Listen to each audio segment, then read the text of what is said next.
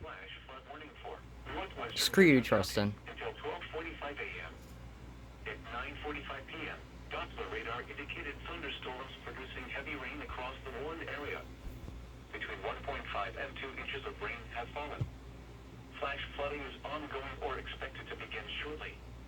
Hazard: flash flooding caused by thunderstorms. Source: Doppler radar.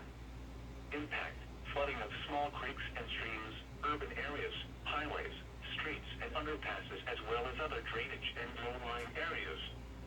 Some locations that will experience flash flooding include Allensville and Eagle Mills.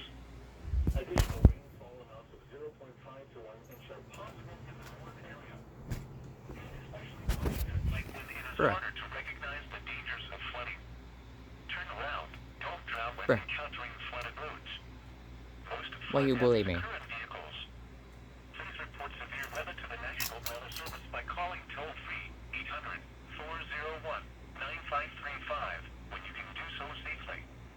You may also report severe weather by posting your report to the Charleston, West Virginia National Weather Service Facebook page or by using the Twitter hashtag NWSRLX.